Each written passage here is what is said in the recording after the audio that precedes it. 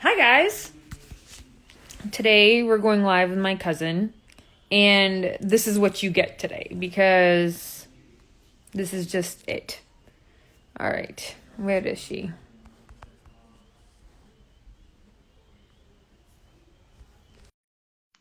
Alright, Komal, I just sent you a thing. Komal, accept the invite. Komal? Komal. She's watching, she's in the thing. Hi guys. Hi guys. Hi guys. My friend told me that if NRA posts about Modini.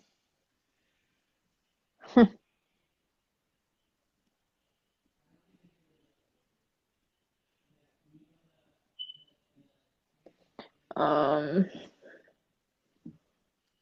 why? Komal, what's going on? Is it not letting you? Send it again. Okay, hold on. Okay, Komal. Invite to join. Request. Send request. You should get it this time. Sometimes it takes twice. Hi. Ooh, cheetah. Hi. Cheetah damn. Okay, I'm gonna turn the comments off just because like I have like zero patience for everything right now. Yeah, I feel you on that. You look like a cutie. Looking very fierce. A You? very cute girl. Very nice. Very nice. I like you. I like your Anyhow. fur. Your fur. Yeah. I was Bleaching the fur. I was like, let's not look like a complete bum and throw something that resembles fancifulness. Well, I'm in full on PJs. I So, am too. I have PJs on underneath, bro. Like, I'm not even playing right now. I'm about to pass out after this, like a little baby. okay, let me get. You just showered? No, I just got home. So, a Chipotle just opened by my house. So, my mom was like, we have to get Chipotle. I was Dude, like, yes. dude, it's in the DNA. My mom and I just had Chipotle too. Yes. It's so good. Like, I feel like Chipotle is the best because you can literally just make whatever, essentially. Yeah, so like both my mom and dad quit meat now, right? What? No, I didn't. Yeah. So I don't know. I don't know what's going on with them. Like they're both gone into like very religious mode recently. So I was like, more power to you. Yeah, more power to them. More power to anybody that is a vegetarian or even vegan. I'm like, Me I could not. na ho pai. I know. Same. Same. Um, anyways, what's up? How are you? How's life? Life is great. No, it's not. But trudging through.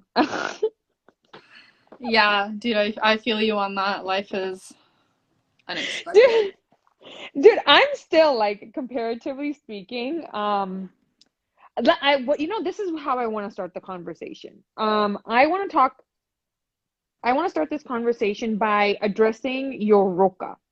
And I really want to address this is because people act like as girls that we get a say in when our roka is or when our wedding is or what the hell we're even wearing there. And what they don't Yeah. understand is it's decisions between parents.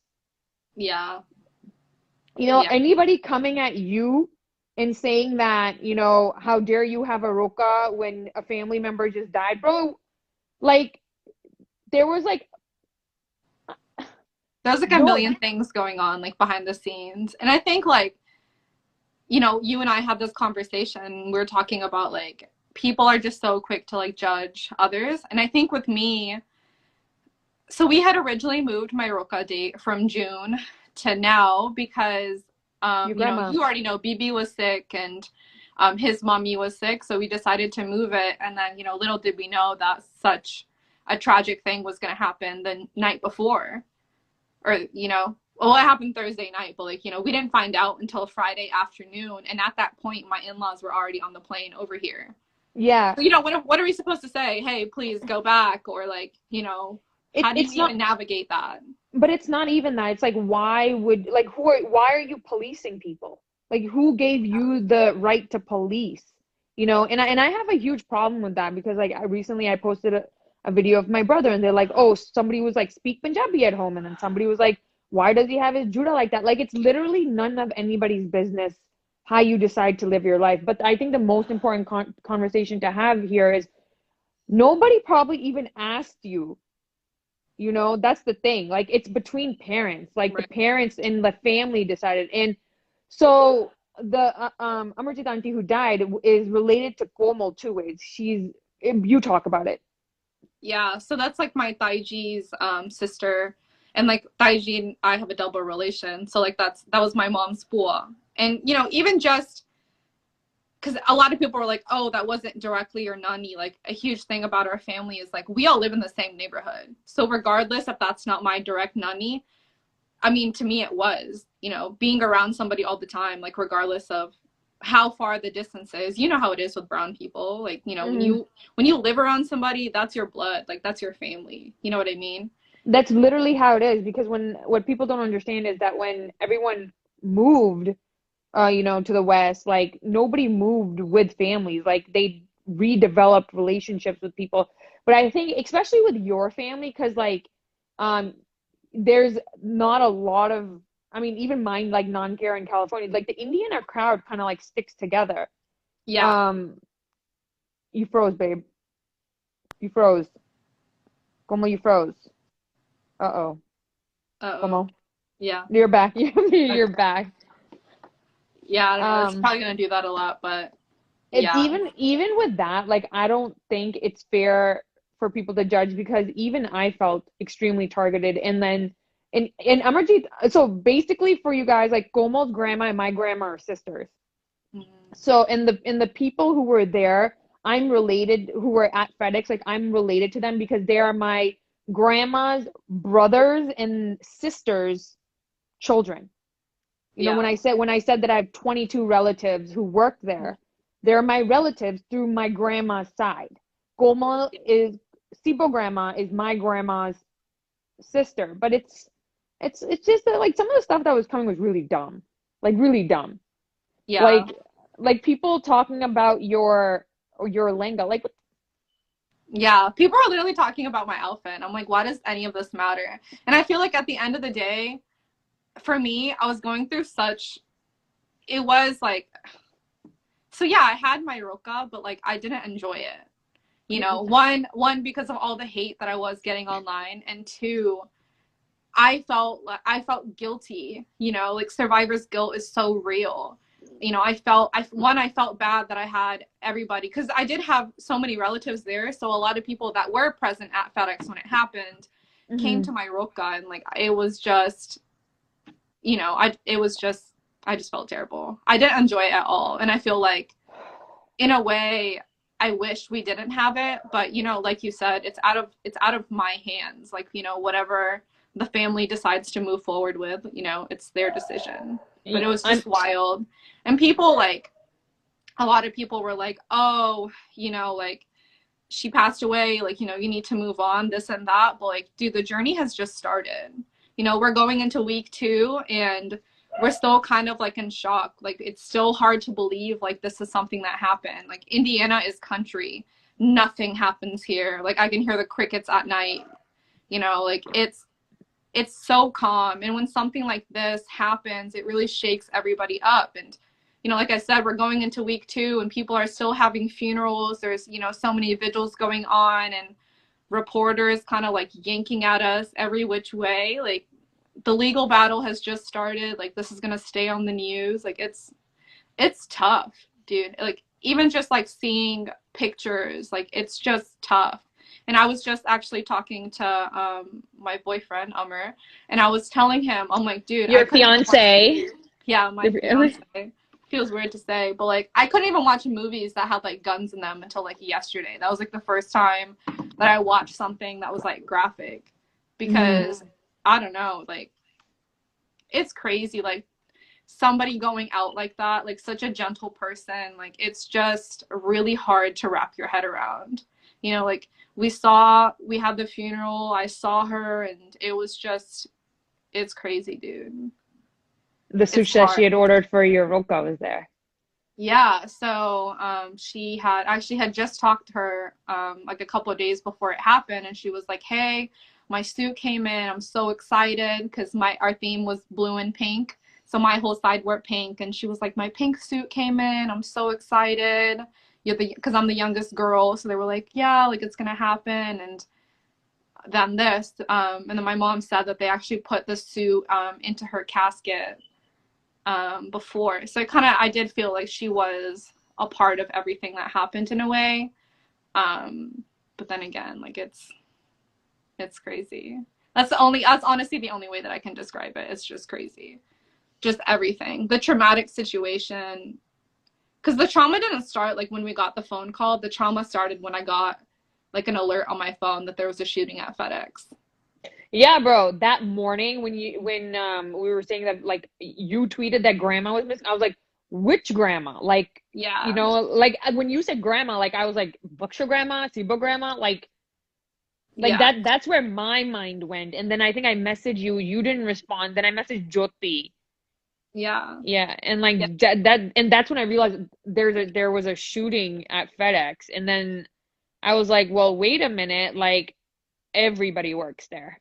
Yeah, literally everybody. And that's what I keep trying to put emphasis on. Like, hey, like, check up on your people because it was predominantly Punjabi people. And out of those Punjabi people, a lot of them were Sikh.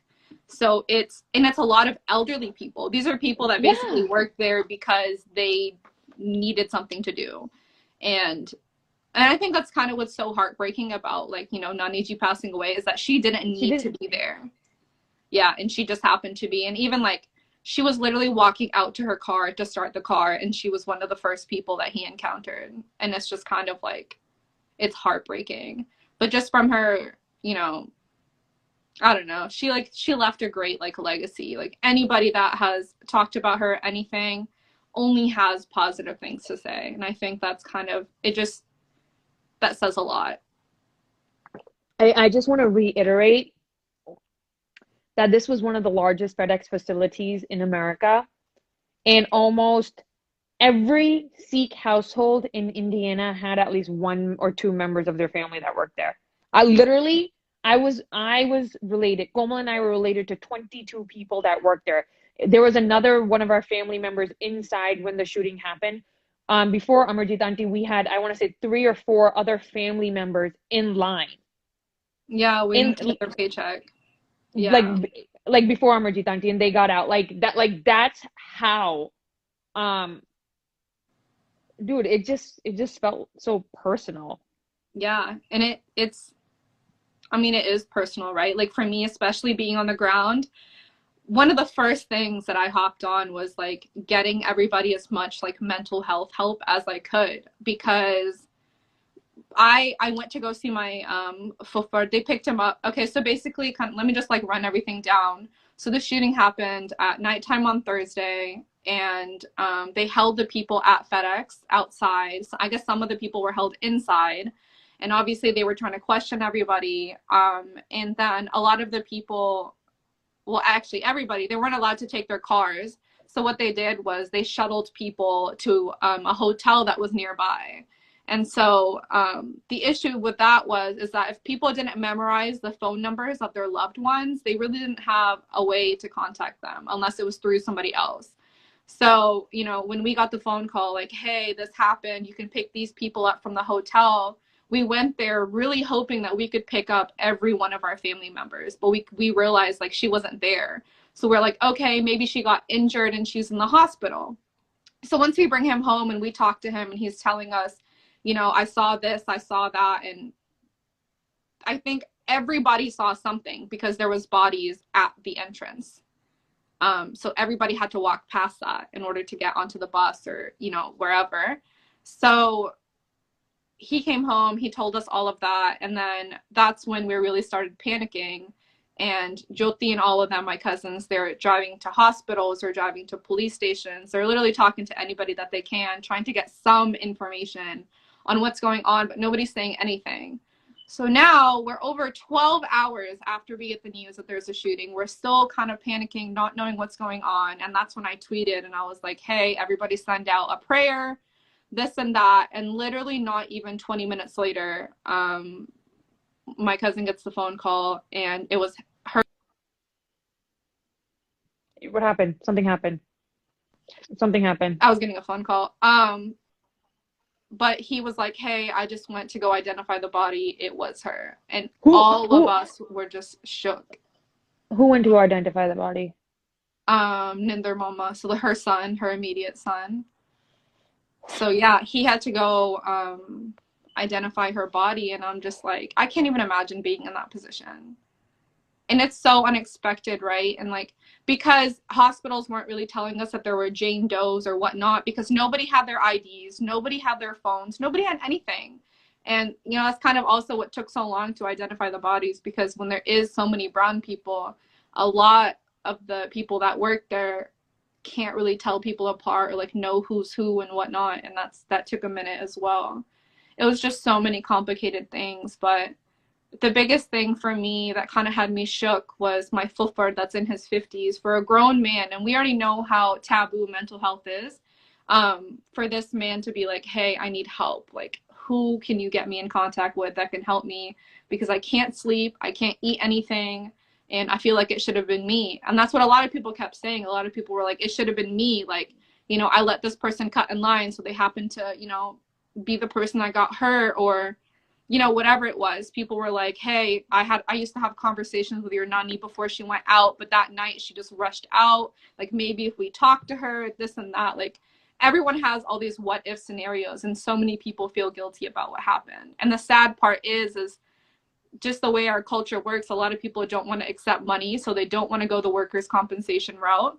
And a lot of people are going back to work because they don't realize what rights they have. And that's the biggest kind of like downfall of our community, is that we stand so divided on so many issues that when it comes to moments like this where we do need to unite, we can't do that. And so many people are going back into work and just being further traumatized, and they don't realize that they don't need to go into work. They do have the option to take some time off and get the help that they need. Yeah, plus you were saying FedEx is also calling people up. Oh yeah, FedEx is definitely like out here borderline harassing people. They're calling people multiple times throughout the day about various things, coming back into work. Um, like I said, workers' compensation. They're telling, and there's just also so many rumors, right?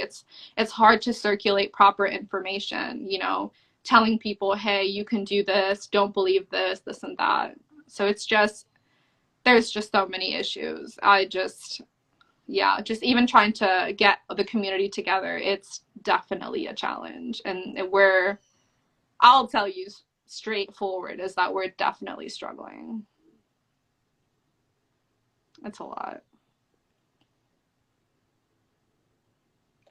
Okay, speaking of mental health, so just to recap, this happened, and then FedEx, or I don't know if it was FedEx or the cops, they didn't allow people out of the building.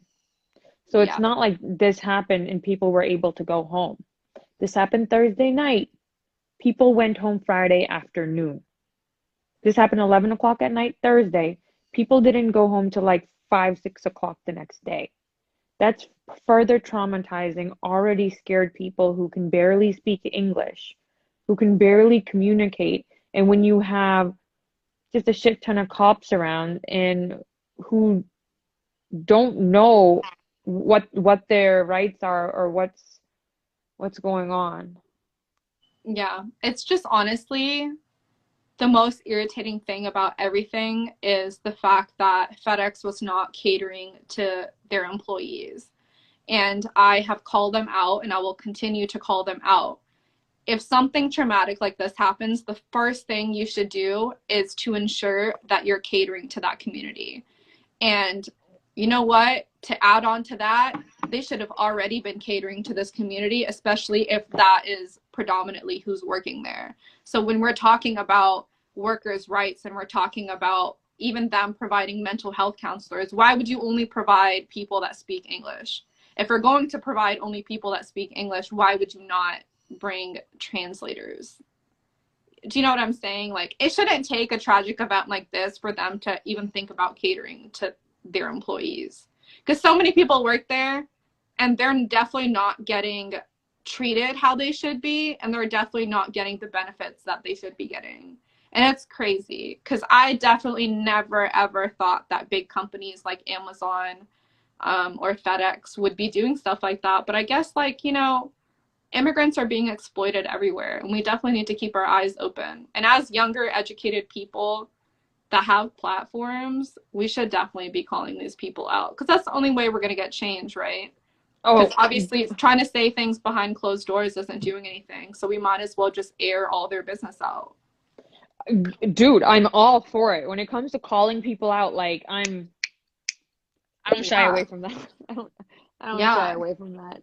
And that's what we Uh, need to do. 100%. 100%. Furthermore, what FedEx did, instead of sending condolences and asking how people were, they immediately tried to call them back to work. Furthermore traumatic, they took Amarjeet Auntie's paycheck and just left it in front of their door. Talk about that. Oh my gosh. They were so impersonal about just how everything was handled. And nobody knows this, and I will actually air their business out right here. But so one, the paycheck was literally leaning on the front door. So, on the glass door.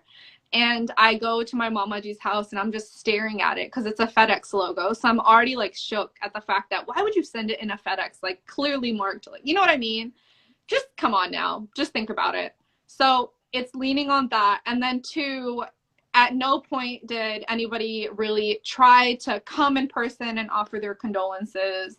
And then when they sent flowers, the flowers reached the funeral home late. So we didn't even know that they came until we were leaving.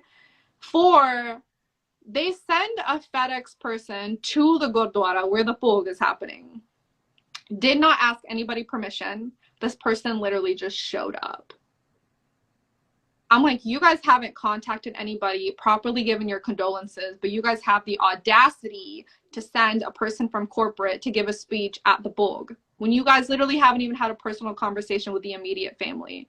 Why would they even think that's okay? Like, that's So definitely did this guy speak? no, no, Good. Good. no. Please They tell me you like gave him a piece of your mind, or her, or whoever the hell it was. we I felt like that definitely wasn't the place. I am gonna have a word with them, but I think at when we found out that this was, this person was trying to speak, we shut it down. We told the committee members of the Gurdwara, like, hey, if this person tries to speak, like, please tell them they're not welcome to speak. They didn't ask anybody for permission. But my thing is, if you can afford to send a person into, the Gurdwara, why can you not send a person to their house? Like, what? Why So does it the have to be a public forum? Why does it have to be in exactly, front of an audience? Why can't they exactly. just be personal? And that's the biggest thing, right? Everything that they've done so far has just been for show. Image control. Exactly. It's all optics at this point. It's like you don't really care. Even the card that was on the flowers that was sent, it was the most generic thing. It was like, hey, we offer our condolences. We're really sorry about your loss. Okay, we're happy that you're sorry about the loss, but what the hell are you doing about it? Because you're obviously not doing anything. They're super lawyered up at this point. Like, they're not telling us anything. Like, we're not going to get any answers. At this point, I don't know. Just when I look at when What? originally when I I have a question. Why is nobody yeah, suing them? it's in the works. Good. It's a long process, and for me, that's kind of like a huge thing I'm working on just for our family, is just to coordinate things and get the ball rolling. And it's gonna be a lot. There's a lot of different angles. When it comes to the security company dropping the ball, when it comes to FedEx dropping the ball, like, we're looking at a lot of different ways that they messed up. Like, because I think the biggest thing for me was the lack of security. The security was all about their merchandise. It wasn't about protecting the employees at all. And the employees had already addressed their concerns about that. What do you That mean? was a year ago. They addressed those Explain. concerns. Yeah. So basically, the security was more so like mall security, right? Ensuring that nothing goes into the building, nothing comes out of the building that's not supposed to. It was never about watching the people on the inside or any of that, because the cameras that were outside that were supposed to be monitored, they weren't even being watched. They told my cousin that they haven't been working for a year. So nobody was even monitoring outside. There wasn't even anybody driving around in a car outside. There was no security outside. Like literally anybody could pull up to FedEx, which is exactly what happened. So if there's so here's my thought process. When it comes to USPS, you literally have to like take a class. Like you have to pass a test or whatever to work for them. So what's the difference in working for USPS where you're handling addresses, you're handling people's personal information versus FedEx that has the same thing, but FedEx is not as closely monitored as USPS is. Well, Anybody can work for FedEx. yeah, USPS is also a government organization. Yeah, but I'm just saying, like, you're basically doing the same thing. So why is there such a, like, you know what I mean? Like, why is it not the same thing? Because the security company, I feel like you just have to be 21 and you can work for the security company. You literally have no credentials to work there. And, my brother's in the military, and I have friends that are police officers, and they have to go through security training multiple times a year, you know? And half the time, they're just on a regular military base going through the works, taking classes. So for a security company that's actually supposed to be, taking care of all this sensitive information and hundreds of employees, how come they don't have any credentials? How come they don't have to go back for training? I have so Bro, many questions. how come they weren't there? Yeah, there was only two people. You telling me two people can watch over 100 people and a whole building? So the way that it worked is that the shooter came from the east side of the building and made it all the way to the front, and nobody realized. He shot into the east side of the building, and he had a silencer on, I guess, so they didn't really hear it. Like, people heard it, but they didn't know what it was. And then he went from the east side of the building all the way to the front. If the cameras were working, they could have locked the doors. They could have done something.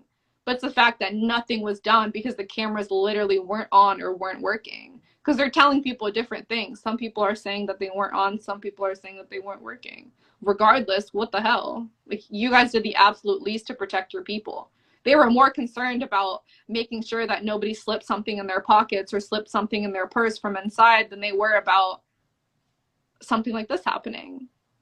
And that's alarming, right? Because are you saying that your workers are disposable, versus your merchandise? Because That's that's what it exactly what sounds they're like. saying. Yeah. Yeah. And that's concerning, right? Because when we're looking at these factories that predominantly hire immigrants, people that don't speak English, whether they're Indian or whoever, wherever they come from, they're literally not doing anything for them. They're not protecting these people. A lot of these people already came from an area like a land, homeland, whatever their homeland is, where they were struggling. They shouldn't have to struggle here. There's so many ripple effects to what happened now. There's literally kids that are scared to go outside. Even her grandkids are asking me questions like, are our windows bulletproof? Is our garage bulletproof? Can we go outside? Are we safe? Can we go to school? Is it okay to look the way that we do? Because, they have judas.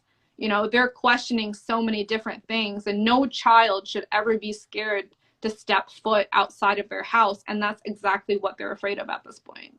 It's so sad. It makes me so angry. Like, I kid you not. Anyhow, how's grandma? Sibo grandma. She's good. I don't know. Now we're kind of in like fight or flight mode, right? We want to protect everybody that's around us. And she loves to go on her walks and stuff. Dude, I kid you not. Like, even grandma, like Jito grandma, my grandma, right? Like, when the whole Asian, like, the attacks on, like, the Asian elderly started Mm-hmm. happening, I was like, grandma, to baar na jaye, like, mahal kharab ya.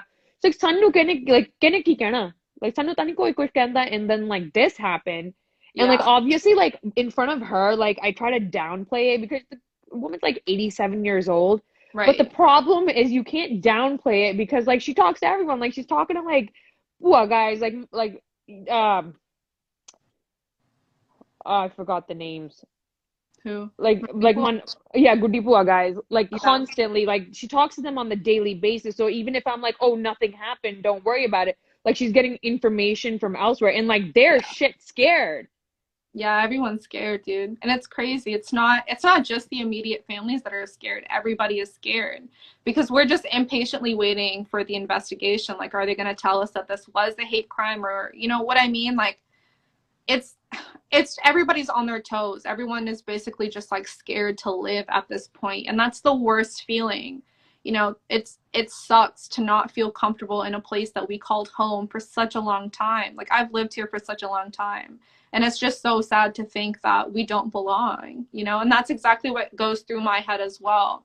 And when I hear, because my dad's a truck driver and he has a bug, and he constantly has to deal with racism, and it just, when things like this happen, it makes me even more scared of, like, you know when we have kids, and are we sending them off into a world that already hates them?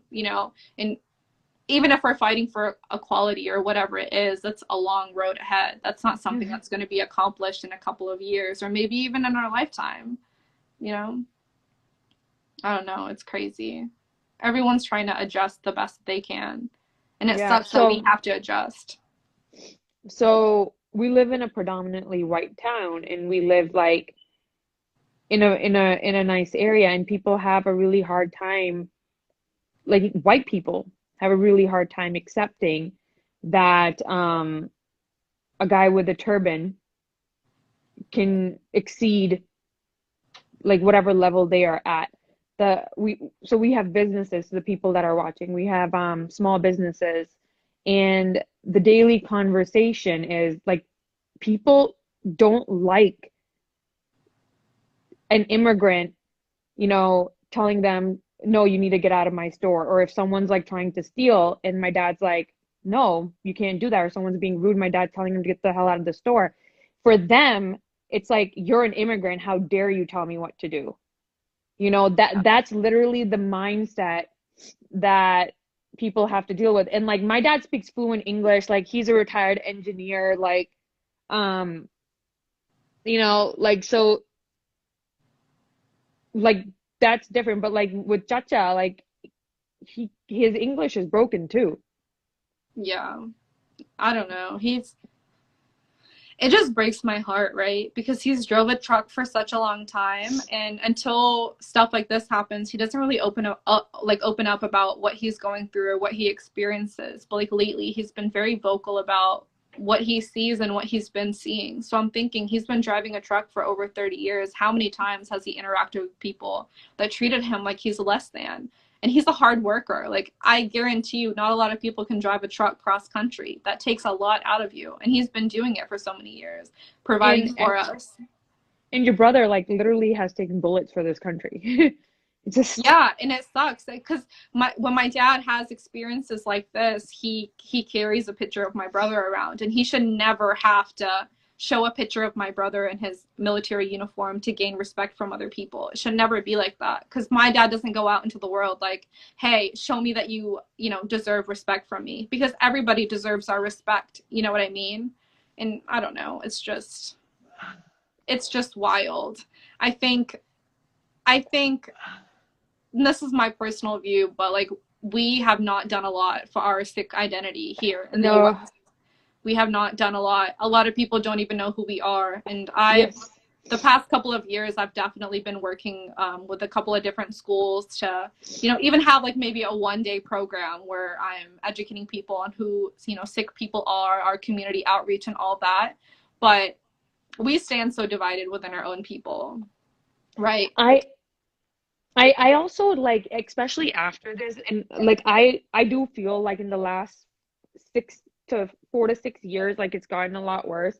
Dude, like with just Neil not going to college, like I get so freaking scared. Like so scared. Yeah. Um,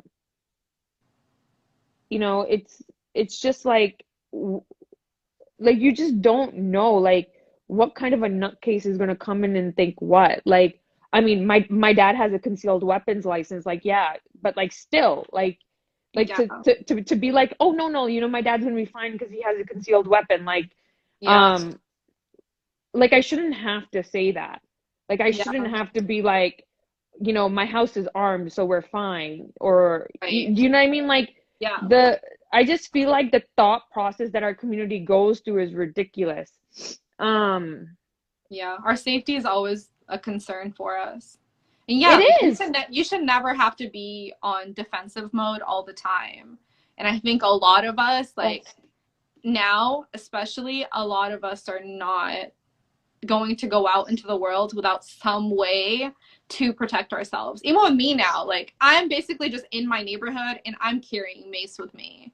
And for a lot of people in Indianapolis, we know that like a KKK club is literally like it starts 30 minutes from my house and it extends like I think an hour and a half. It's all of that. All the land in between is predominantly like KKK. I actually went to school in Bloomington, which is like an hour south of here, and I actually had a KKK pamphlet put on my doorstep, and they were having recruiting time. And it's crazy because you wouldn't think that that still happens, it but that does. still happens. Yeah. Dude, the KKK guys is alive and active. Like when we talk about this, like people come to America like, God, it's such a great country. We're gonna go and have a great time. No, bro. Like the white supremacy is very like active and rampant here, and even so more in the South. The scariest part is like both grandmas over there, like Buckshow grandma and Sebro grandma, are always outside. They're always outside. Yeah, we're thinking of getting BP like one of those bug phones where the numbers are like basically the whole keypad. Do you know what I'm saying? Like the super, Mhm. like the numbers are literally like this big. So we're Uh-huh. thinking of getting her one of those or getting her like a life alert. But I hate that we have to even consider that. It just breaks my heart that like honestly we're all scared. And I'm not somebody that scares easily, but when It's something like this happens, bro, I'm scared. And I hate being scared. I hate feeling anxious all the time. I hate going outside and worrying. I just it's just so much to handle. It's a lot. But the other thing is like um with our grandmothers, all three of them, like Baksho, Sibo, and Jito, like they don't wear American clothes. They've never tried to No, assimilate. They don't understand a word of English. They look Punjabi, have white hair, have their gatra, like they literally wear all their three of kirpan. them. Yeah, And all three of them. all three of them do that. And like, and I live in Massachusetts, so Massachusetts is slightly more liberal, but still, like it's it's like they stick out like sore thumbs. And like I just like especially like this past weekend because grandma was back in the hospital, so I was just like, dude, like if something was like that was to happen to her, like especially like when you see the videos of like the Asian elderly in San Francisco, like Yeah. I don't know what I would do. I don't know, like remember those two babajis that were like killed in Tracy? Yeah. There was a babaji literally out for a walk and he was Yeah. beaten by a Yeah. white supremacist, and that boy was let out. That boy was let out in California, where we have the most amount of Sikhs there. And we have Sikhs there in state government. And I don't know if they didn't do anything or if they couldn't do anything, but it's messed up. The legal system is messed up, but that's a whole downward spiral right there, right? We already know that, like, people of color, they end up doing 1.5 million more years than their counterparts. And, you know, that's the whole criminal justice system needs to be torn apart and just restarted. There are still laws on the book that predominantly affect women and people of color versus, that just crack cocaine, right? Versus like Weed. yeah, there's people like the government is literally making weed a business, but there's people sitting in jail literally for selling weed. I'm like, what sense does that make? So listen to this. Cigarette is almost 100 times more dangerous than weed, but cigarette was a white man's drug and weed was a black man's drug. Yeah, And well, that's it. that's the whole thing with crack, right? The crack, people go to jail for crack for a lot more time versus cocaine, which is a rich man's drug, and people do less time for that. There's so many things. Or even just, I was reading about a case where a mom enrolled her kid in a school Yeah. in a different district, and she was African American. She did jail time versus the lady that was Caucasian that put her, did the same exact thing, and she didn't do any time. There's Remember so that many. Lori Coughlin case? What was that her name? Like when literally paid to get her kid into college? Oh, yeah, Lori Laughlin from, yeah. Yeah, Yeah, and it's like she literally lied to, and it was a good school, like a school that yeah. people have And it was to. over the dumbest thing, right? It was like she was on a rowing team or something like that. And I'm like, look at how rigged the system is that people that are excel in all, and I've mentored kids that are so smart, but the reason that they don't go to, these Ivy League schools and such is because they can't afford to. And it's, dude, can we just rip up all the systems that are built in America and just start over? Not even just America, across the world. Let's look at whatever system. Even just this whole like Queen situation with Pierce Morgan, where he flipped a cap. Um, do people really not think that England is racist? Like they Yes. went and colonized what continent did they leave alone? So I Yeah. mean, people can't put two and two together, and that's what I'll like another thing that I've learned. People do not have common sense. Like it's supposed to be common, but it's definitely not common. So Now to tie this on into a greater perspective, white supremacists get incentive, motivation. Take as example RSS. Um, White supremacists, where it started, I think it started in the Netherlands, wrote a what's it called? What's it called? Like a big ass monologue, not a monologue. He wrote, dude, I'm so tired right now. Like, manuscript. yeah, he wrote a manuscript in which he basically was worshiping one of the RSS leaders and how, they are trying to purify the race in India and created Hindu Rashtra or whatever. Same thing in my brain's not working. There was another place where there was like a shooting in New Zealand. Mm-hmm. Same thing in New Zealand.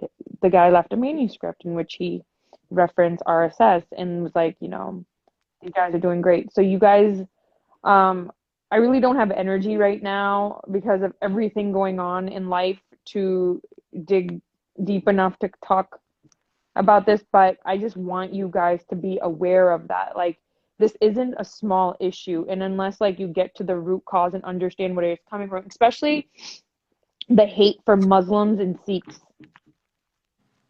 Yes, the hate for black people exists, African American exists, but now Muslims and Sikhs are being tied into it, and you need to understand where it's coming from because if you don't, you won't be able to fix it. Yeah, Um, 100%. People can't draw parallels, bro. Like they can't. Like I don't understand how people don't see that certain things align.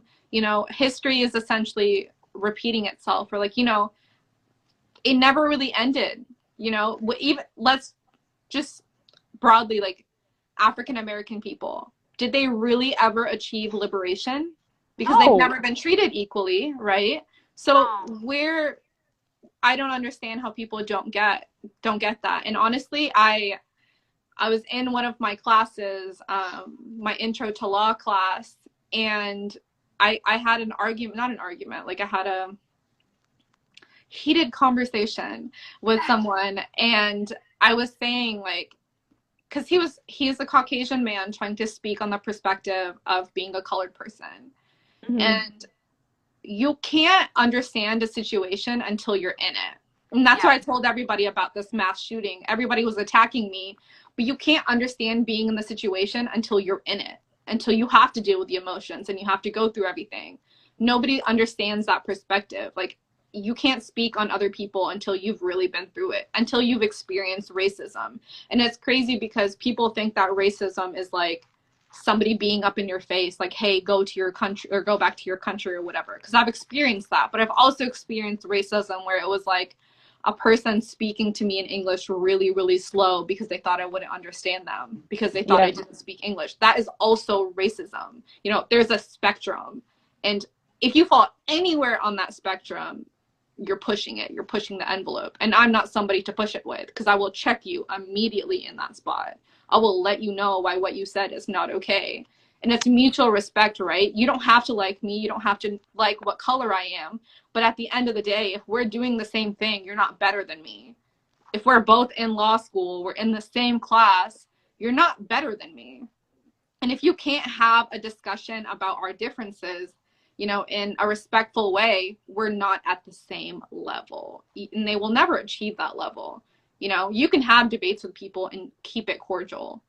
Yeah. And no, I think a lot of people aren't capable of that. And I'm going to come for Gen Z because Gen Z is so far up social media that they're so busy tearing each other down. And that's what happened to me, right? When I was talking to you about TikTok, I posted a video of me literally walking down the stairs to enter my ruka, and everybody was coming for me. And I'm like, why are you coming for me? Like, there's no reason. And that was the whole like mental health thing, is that if you're bullying somebody, you could be the last person to bully that person. Like, that person could go take their life. That person could go into a downward spiral, whether it's addiction or just going into, you know, a panic attack, anxiety, whatever it is, right? Why be that person? Why even tear somebody down? If it's something that you don't want said to you, or like if it's something you don't want said to you, why would you say it to somebody else?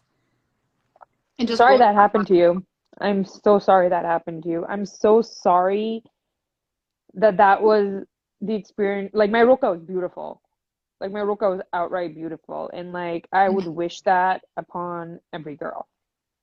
And you deserved to be happy. And it didn't happen. And I'm sorry about that.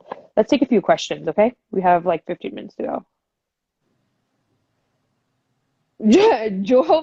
Jove Jett is like, why are the comments off? You want to give him a shout out real quick? Hey Jove, what it do? Um, Stay fly, stay up in the sky. Wink, wink. Um, uh, Advocate Ball Six is saying, did they apply for victim compensation? Jove, somebody's stealing your photo. What? What is our? Is it Jove's second account? Who is this person? Oh, no, no, no. Sending love to Como. This is somebody else. Advocate You're Ball. fried. Huh? I said you're fried. But yeah, a lot of people are applying for workers' comp. I don't know if that's the same thing as victims comp. If it's not, holler at me. Please educate me. But yeah, a lot of people are applying. A lot of people just don't want to get involved in that because they just want to go back into work. And a lot of people went back into work because they have nothing else to do and they're tired of staying at home and reliving the same experience over and over again. So that is a personal choice for them. Amr, thank you, Amr. So much love to you. Should we turn the comments off to see what people are saying, or do you think it'll be? I don't care. You can turn them on. I didn't even realize they were off, but now that makes sense because nothing was popping up. Okay. Okay. Ah, I forgot to call you Monica, ma'am. Oh man. I I think don't that's feel so cute. I think that's so cute. I don't feel like a Monica ma'am right now. Ma'am just makes me think of like a, I don't know, like a 60-year-old or something. Okay, there's nothing here. Oh, Anyways, kind of like the main, whether you guys take anything away from this conversation or not, one thing I definitely want you guys to take away is that we are so far behind to build something for our people in this country. And that became more obvious after living through this. Actually, I'm attempting to live through it. Um, we, well, our older generations don't take mental health seriously. no, they don't. And they kind of just think that things go away with time, and They they do not. don't. You know, They whether trauma fester. comes up next week or whether that comes up years from now, it will come back. You know, something will trigger you, and if it doesn't, that's, you're blessed. But as someone that has been through traumatic experiences, it doesn't go away, and it's completely okay to talk to somebody. Like, it doesn't make you weak, it doesn't make you any of that. And we need to make sure that like we tell our elders that like it's okay to speak to somebody and it's needed sometimes. And a lot of elder men, especially, don't feel comfortable talking to family members. Yeah. So, you know, provide them with the resources. And it's as kids that grew up here, it's our job to also educate our parents on like all of these things because they don't know what to look up. Like they don't, you know, they don't know how the system works and such. Like it's our responsibility. And if you feel like it's not your responsibility, you need to check yourself because you're in the position that you are today because of your parents or whoever, you know, raised you.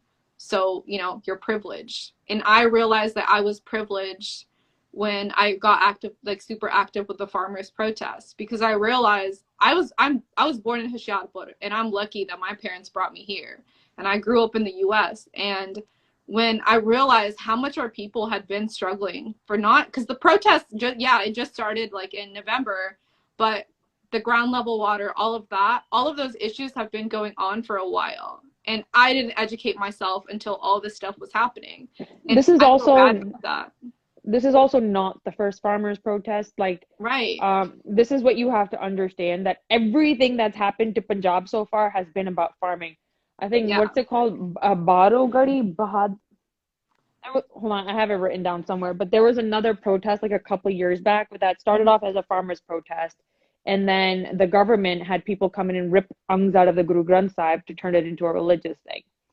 And but it was a place like our side of the job. So like even everything with Sant Janal Singh Pundrama, that started off as like literally a farmers protest, a language protest, and a protest to get us recognized within the Indian Constitution as separate from Hinduism. And look what it got blown into. It was never a separatist movement. You Yeah. know, that the separatist movement came after the atrocities that were done to our people. Right. um that's when the separatist movement got ignited. It's like Sant Janal Singh Pindarwala was like, treat our people with respect. Right. um it's I'm just so angry, Komal. Like, I don't, like every time, like I wake up and like today I'm gonna talk about things that went down in Indiana, and like, why it's messed up and why we need to wake up and why everybody needs to be more active. But I'm just like I shouldn't have to say, like, I shouldn't have to get up and tweet and be like, hey guys, everybody needs to care about this. Like, I shouldn't have to Yeah. say that. Like, people should just wake up and be like, shit, that's our community. Like, Right. when the Black Lives Matter happened, and then, everybody Still tweeted happening. about it, huh? It's still happening, but like the George Floyd thing happened, and I was Yeah. like, my father's a man of color, my brother's a man of color, like my fiance is a man of color. Let me just say that my fiance is a dentist. He like left something in one of his offices, and he pulled in a Mercedes to get something out. There was a cop there, you Mm. know, he's like unlocking it. He had a cap, shorts, and a t-shirt on, and was like, who are you? He's like, oh, I'm the dentist. I run this office. And the cop wouldn't believe him. The cop Yeah. didn't believe him that it was his office. This has not happened once to him. This has happened numerous times. And Right. and and he's like Gora Chitta, like, but he looks different. He doesn't look Caucasian. My Right. phone's about to die. But like, you have to understand, and he's not a Sardar. Right. And it still happens to him. Like, and that, I mean, and he's like, the guy's a doctor, it, Yeah. like, you'd expect Yeah. at that level for your treatment to change. Your education level should help you assimilate. It does not. It doesn't matter. None of that matters. What about the army guy? He's the African American army guy where they were harassing him, or the retired, I think, Navy guy. They harassed him. It does not matter who you are. It does not matter as long as you're not the same color, and that's all it comes down to at the end of the day. Like I read this. I went to one of the Black Lives Matter protests in LA, and I read this on somebody's poster. It said, "My color is not a weapon." And it's true, right? Like, just because we're colored, that doesn't make us aggressive. Just because we're colored, it doesn't, make us bad people. Like, none of that, color has nothing to do with being a bad person. You could literally be any color and be a shitty person. Like, it doesn't matter. You know, I have friends that are Caucasian. Like, one of my best friends is Caucasian, and she educates herself on everything. You know, she doesn't say what she's not supposed to say. Like, she knows everything. And it's all about lack of education. If you still feel threatened by somebody because of their color, you lack the education. You're not going out of your way to learn anything. And I think the big issue is that people think that there's a cutoff to start learning things. There isn't a cutoff to gain knowledge. You can learn your whole life. And that's what I do. Like, if I'm wrong, I tell people, let me know how I'm wrong. I'm not going to be mad at you. Like, I thank people, call me out, educate me. Because I can't be a better person. I can't go out into the world and make a difference if I'm not correct, right? And that's all it is. People pass that on to their kids, right? Bro, it's also the it's not just education, because a lot of these like super rich white, very well educated people, some of these guys are the most racist. Like, they're the ones that have a problem with, like, you know, when they see an Indian person or a black person or a Muslim person that's equal or above. Yeah. Like, for some reason they feel very threatened with the financial success of a minority. They do. People do. Yeah. But there's a difference between like having a book education and having societal knowledge, right? You can learn something, because even I was having this conversation with somebody, and a lot of history books, slavery is portrayed as like, it was happy. They happily went to go pick cotton. Like, no, the fuck they weren't. Like, what the hell? Don't say that. But when we're drilling things like that into kids, even the whole India situation, right? They're speaking Hindi in Punjabi schools. They're drilling that into kids, so kids start believing that. And if at home you're having conversations with your elders like, hey, this person is less than you, this person is less than you, they're gonna grow up and they're gonna continue to think like that. And that's what's happened. Let's talk about Punjab schools, because in Punjab schools, they're saying that 47 was easy. That people came in and were welcomed with open arms. Bro, no, they were not. Like, yeah, it was traumatic for so many people. Like, my BB walked. She didn't have the time. Didn't your BB's brother-in-law die? I don't know. He didn't die. They beat him a lot to where he couldn't walk. And he you know, she watched that happen. You know, it's common. A lot of people saw those things happen. People saw babies dying on the side of the road. People saw people get murdered. Like, that's just, they lived through that. We forget how traumatic. Then when they came in, like, my grandma just yesterday was telling me how they used to put like paper on the ground and sleep there wherever they had land, and then slowly they created like a square with bricks, and then slowly they made it pakka, and like, yeah, it was a process. Like, and a lot of them still weren't able to establish themselves in our Punjab. That's the point. That's the point. People don't understand. 47 messed up Punjabi people. It did not mess up any other community as much as it messed up Punjabi people. Yeah, but that's what it was meant to happen. Like, that's what it was meant to do. 47 was meant to hurt Punjabi Sikh people. Right. Because we were wealthy. And people were just never able to pick themselves up and bring them to the next level. So when we talk about debt in Punjab, that has a huge role to play in it. Oh man, Komal, you and I can talk. You and I can talk for hours on this. That's a whole different. I could literally rant about all of Modi's downfalls, everything that is being done to Punjab. Like, dude, the list is endless. And you know what? Modi's little fragile ego, he's being torn apart by the world, and this is exactly what the hell he deserves. And I hope it continues, and I hope he's gone. But you know what?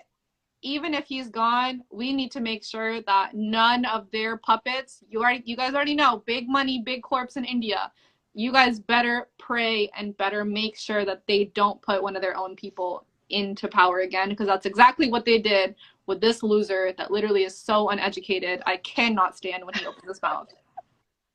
He's so annoying. They could control his teeth, but we saw what happened when he opened his mouth. We saw. Dude, he's so dumb. Okay, hold on. We have eight questions. Let's see if these are multi people. Everyone's like, why are the comments off? Because you guys don't know how to talk.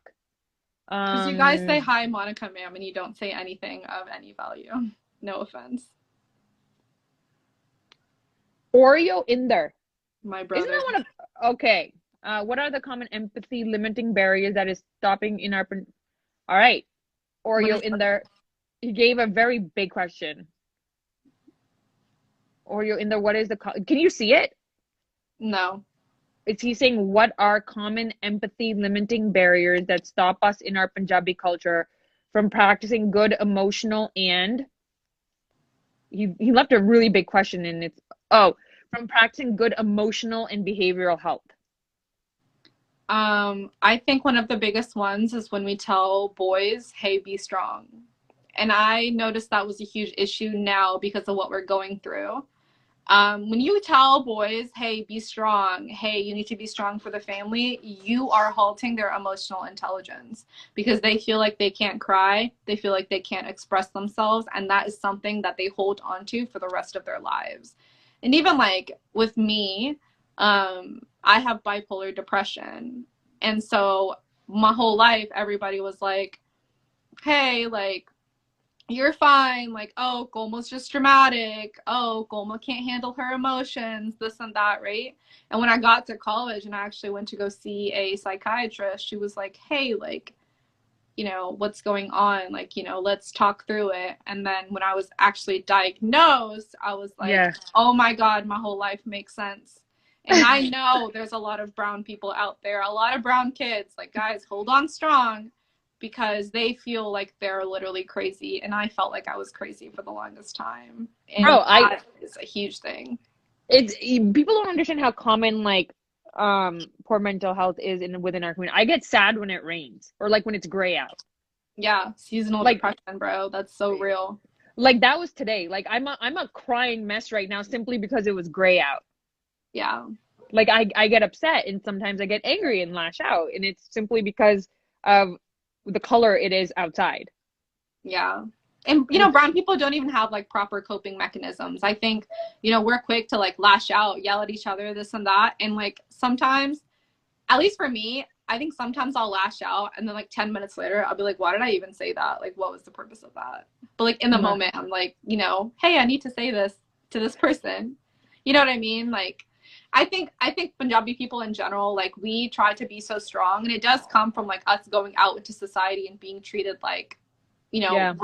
we're less than. So we do kind of like have this sort of, oh, we need to be macho, we need to be this and that to show everybody. But at the end of the day, we're not really taking care of ourselves. When I talk to people about, they'll be like, oh yeah, like my grandpa, my grandma, or my parents saw this. They saw 47, they saw Oh my 84. God. They're struggling. I'm like, okay, so what are you doing for them? Are you having conversations with them? Are you, making sure that they're processing all of this? Because I think even for me, right, for the longest time, I didn't understand why elder people were the way they were until I Yeah. learned about what they went through. And a lot of people just don't even know that their parents went through that. I'm like, how That's do you true. not know? How do you not know that they went through this? Because we get mad, right? We're like, oh, my dad's so cold. My dad is this. But this is what they had to be in order to survive. Exactly. Um, so last Thursday or Wednesday, I was recording something with my grandma, another thing I'm working on, and my grandma started talking about 84 and about one of our family members, which I'm assuming is also one of your family members over Right? in Delhi that, how he was killed in 84. Yeah. And and I must have heard this story 100 times already, right? Yeah. Because especially since the farmers' protest started, like there's no other conversation with my grandma besides this. But Right. still, how heart wrenching it is for me to hear. And she goes, Mona, minu hale vi o munde da na hale vi us munde da kissa ਭੁੱਲਦਾ ਨੀਗਾ ਮੈਂ Yeah. ਬਹੁਤ ਤੜਫਦੀ ਆਂ Yeah. They hold on to it, right? And they, look at how they long they've held on to it. but that's because people don't understand that back in the pind, back when they were mothers and stuff, it was children were communal. Like it was like within a family, everybody raised the kids. Yes, one parent birthed the kids, but in joint families, everybody raised them. Right.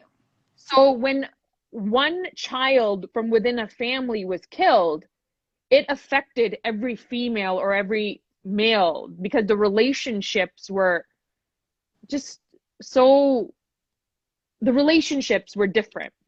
Right. You know, I don't know, you probably have your own stories about it, but like that really for the last couple of days has been just ringing in my head. Um, We weren't even there. And I like think that's what's crazy. Look at how affected we get by these stories, but these are people that actually witness these things. And that's why, like, I was telling my flipper that literally witnessed what happened here, you know, at the FedEx shooting, and he was like, I feel like I'm reliving everything. And even the people that didn't directly see, because like for my flipper, somebody died that was two people in front of him. yeah. And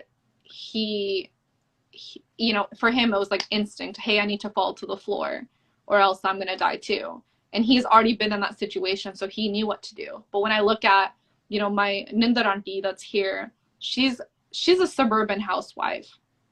She doesn't know what to do in that, you know, situation. And when I was talking to my Bibi about it, my Bibi was like, no, this is what you're supposed to do. And in my head, I'm Si thinking, why Sibo does she Bibi? know?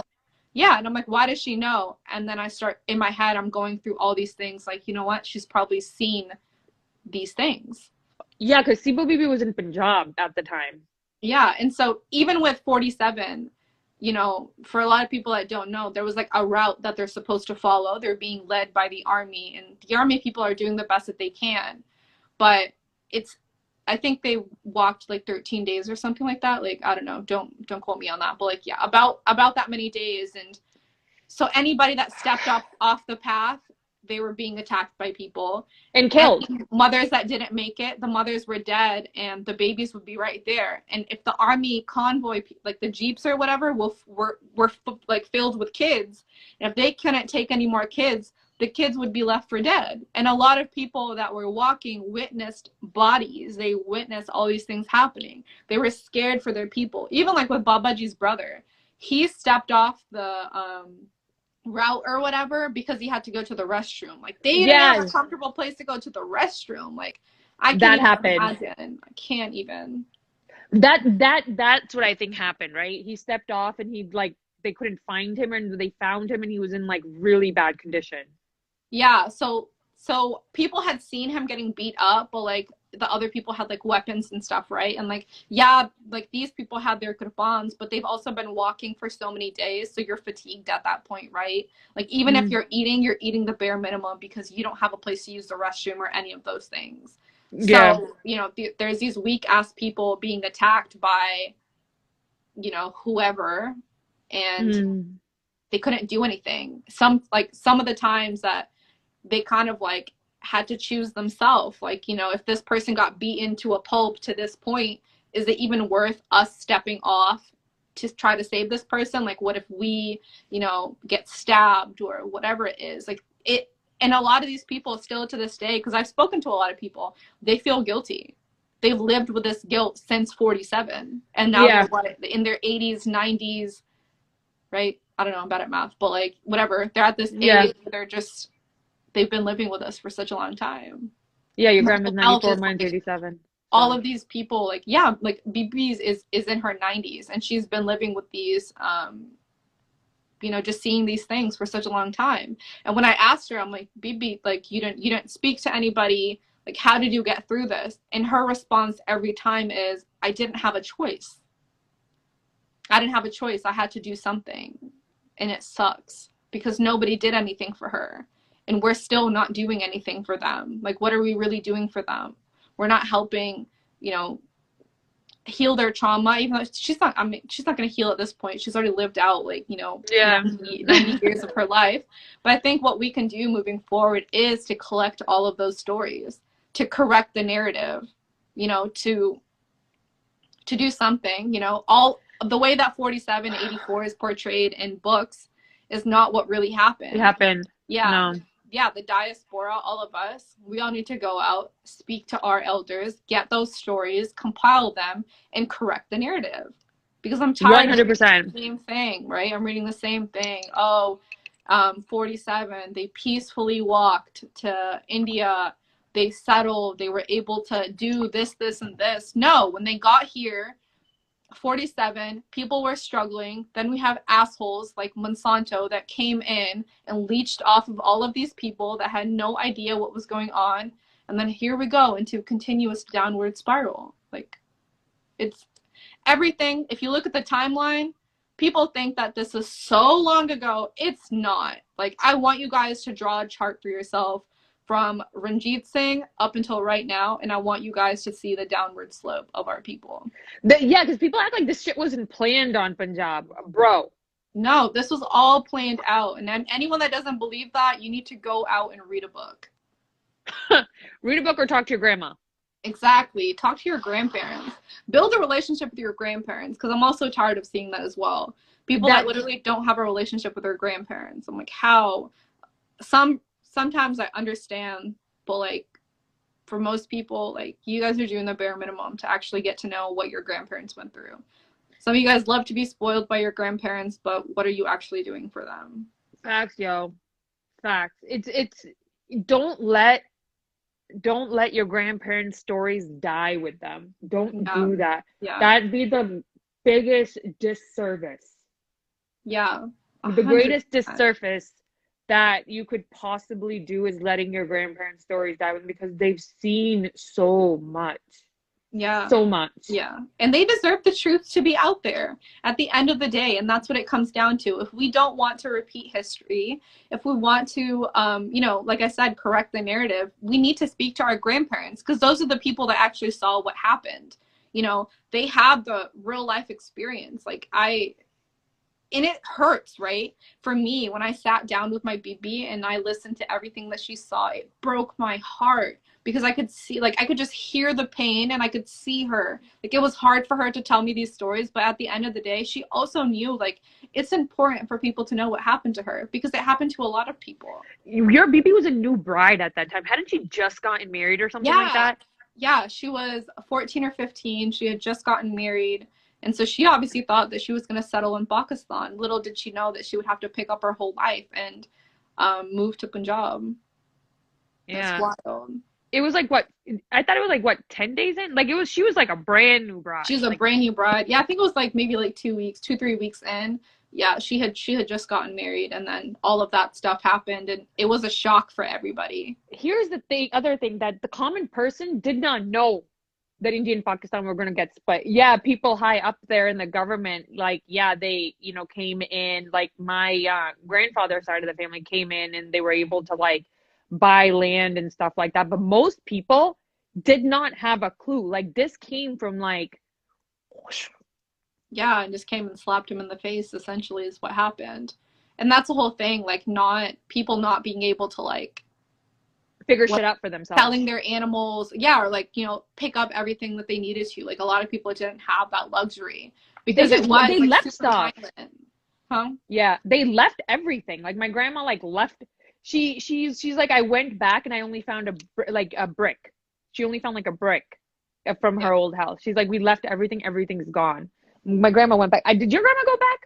I think she did. No, BB's been trying to go back for years, but it's just been really difficult due to her health. Yeah.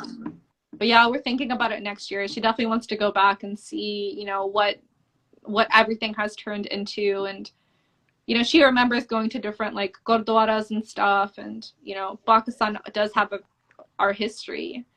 And so apparently, what my grandma said this like last night only. She's like, the lanes were the same, but everything else was different. She's like, galiyan wahi si, baki sara kuch badal gaya. Yeah, and that's what BB was like, I don't even know if I'll be able to find my house, because back in the day they used to use like trees and like, you know, like this person's house, we make a left here. Like, they didn't really have like street names. Yeah. It was more so like, yeah, you see that big tree, you're gonna turn here and go here. And because I asked her, I was like, hey BB, like, do you even know how to navigate? And she was like, yeah, I don't think I'll be able to, because they don't have the same trees and stuff. And I was like, what? They don't have the same trees. Yeah. Do they even talk the same, bro? The three of them. Yeah. She's definitely something. All of them are something. Yeah, bro. Those three, like, I wonder how their parents handled them. Hey, it wasn't just the three of them. There was like 1.5 million of them. Yeah. Okay. By the way, my grandmothers had 2 moms. So our great Baba had 2 wives over in Pakistan and like 16 kids. And family is huge, bro. Yeah, we have a huge family. Huge family. never gets lonely. Just kidding, it Yeah, does and get lonely. I always meet new people. Like I know that's like such a cliche thing to say because everyone's like that, but no, seriously, every time I go to somebody's wedding or something, my dad will be like, "Yeah, this is your mama's blah blah blah blah blah blah." And I'm like, "All right, bro, I have no idea who this is, but Sasrikal, nice to meet you." Like, yeah, like they'll add me on Facebook, and I'm like, okay, I'm probably related to this person. Like, Yeah. At this point, like I don't decline any Facebook friend requests. I ask yeah, first. Like, is this person a relative? Um, which 90% of the time they do end up being. But like just imagine having that many kids. I can't. 16, first of all, like I kids are expensive. Like 16. So I think like our grandma is one like on this mom's side. I want to say there was what seven. There's It was like 6 or 7 from this on side. and then the rest of them were from the other mom, but the other BB was older too. Yeah. And the range is crazy. Like the age of the kids. Dude, okay, the beer charger's dad is my dad's age, or a year younger than my dad. Yeah, I think he's either in his late 50s, right? Yeah, he's young. He's younger. He's your dad's age. Yeah. Yeah. Cause because I think dad said that like at his wedding, he looked pretty young. Like he looked like his brother essentially. Yeah, it's crazy. And then my BB's like floating in her 90s. So they have like a 40-year range And of they're kids. that's so nasty. You know, my grandma told me look. This was like a while ago. She goes, "ਹਾਂ ਸਾਡਾ ਵਿਆਹ ਹੋਇਆ ਸੀ ਤੇ ਮੇਰੀ ਸੱਸ ਨੂੰ ਜਵਾਕ ਹੋਣ ਵਾਲਾ ਸੀਗਾ." Like her mother-in-law was pregnant when she got Yeah, married. that shit's crazy. But it's also like they got married so young, right? So it was also like, Yeah, dude, if I yeah. got married at 14, like, I wouldn't know what the hell to do with myself. I was like I playing would not soccer. know what to do.